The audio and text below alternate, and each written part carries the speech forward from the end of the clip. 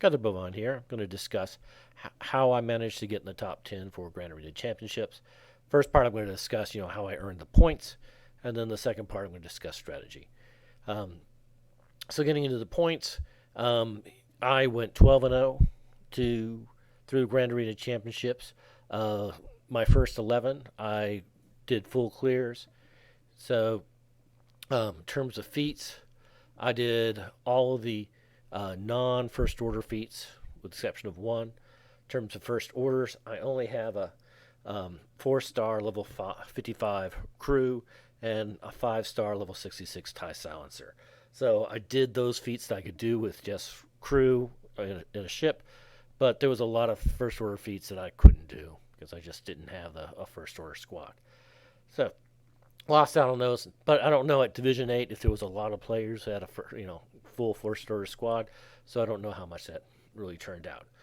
Um, then, so that's kind of the point side. Now, getting into the strategy side, one thing I noticed as I was playing this, one thing before I started this, I kept myself purposely in Division 8. Division 8, in Division 7 starts at 1.3 million, and I kept myself at like 1,297. So before the start of GAC, I had a lot of gear and credits that I could go over 1.3 million once the GAC started, but I held back until there. And now my GP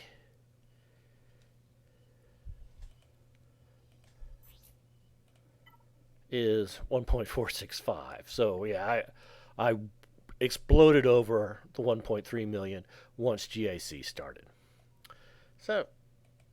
So that was one thing I did was um, keeping uh, my GP low prior to the start of GAC, so that I would be in the uh, go in a division, have more GP than most of the other people in my division. The thing that stood out at the level I was facing was most of my opponents had their arena squad was better than my arena squad. Their top squad was better than mine, but my squads 2 through 6 were better than their squads 2 through 6, and that's why I won. Um, Most of the time, almost everybody I fought, uh, well, the majority of the time, the people kept their best squad for offense, and that makes a lot of sense. Grand Arena Championships um, rewards offense. Like I said, a big key for me was doing 11 full clears. If I getting just two would not give me enough points to really stay up in the top 10. Uh, a few times that they did leave out their top ones, it was typically Jedi Knight Revan, and I've got a squad that can handle Jedi Knight Revan. So that was another key, was having a squad that I kept on offense that would allow me to handle my opponent's very best squad. So that's all true except for my last match. My last match, my opponent had Darth Malik um, and Darth Revan. He also had Jedi Knight Revan, and he put out his very best squad on defense. And I was not able to attack that. I didn't even bother attack. I had nothing that would approach them. So I managed to win this match again because I had a deeper squad. Um, he threw, 6 squads that my Galactic Republic squad couldn't win, and I had good enough ships that I was able to set a good defensive fleet while having enough to win on my offensive side. So it's my Houndstooth won the day for me on in terms of ships. So, but this is pretty rare. Again, as I said, it really rewards you. I put out very good defensive squads, and so if they didn't keep their best offensive squads, they were not going to have much success against me.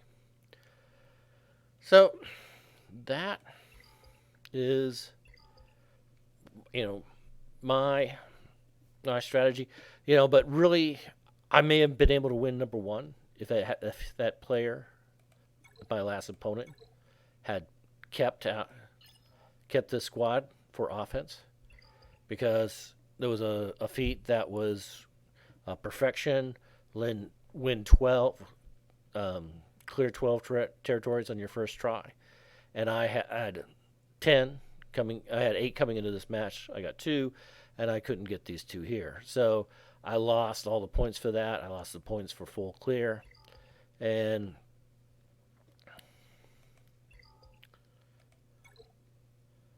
I ended up being less than 1,000 points behind the winner. So I don't know if I had been able to, if I'd gotten that one last feat, and if I had gotten the full clear, if I would have actually caught 10Z. But you know, it would have been pretty close. Uh, I hope this was helpful to you. Well, let me just kind of show you my Grand Arena squads that I had. And then this is one with fleets. So I had Geos. I have General Grievous. General Grievous, I all but one time I put on defense. I didn't have him initially. I didn't have the first 2 phases. He was still 6 stars. So then once I got 7 stars, I took him up to Relic 4. Um, this is my squad for defeating Jedi Revan. So generally on offense, I would keep Geos, my Separatists, and my Jedi, and I would put on defense General Grievous, Boss K, and Galactic Republic. Uh, Sometimes I use my Empire on offense.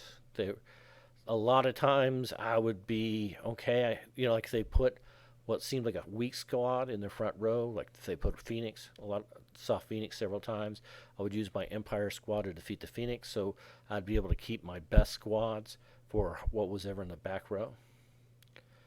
Um, and then on ships,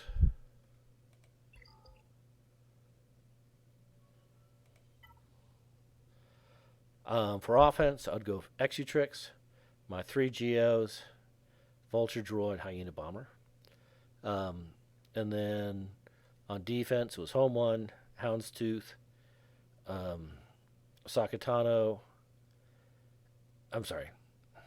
Yeah, Sakatano, and uh, where is he? Here we go. Slave One with Ghost, Plo Koon, and Wedge as my backup ships. So one big thing is I always undersized on fleets because I would win before I'd get close to my um, 5th ship. I was never had a chance to bring in a 6th ship, so going undersized always allowed me to progress on that feat, even though it didn't actually earn me any more points. Um, so I hope that was helpful to you. Gunther Bovine out.